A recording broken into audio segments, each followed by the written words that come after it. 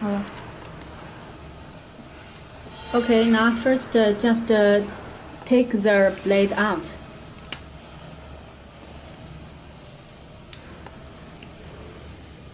Take off the red cap. Make sure the sharp point outside, and put the point and make the blade inside.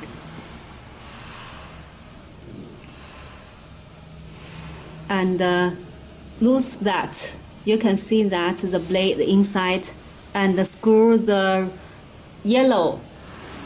Loose the yellow point, and make sure the blade just 0.3 mm, 0.2 to 0.3 mm. Then just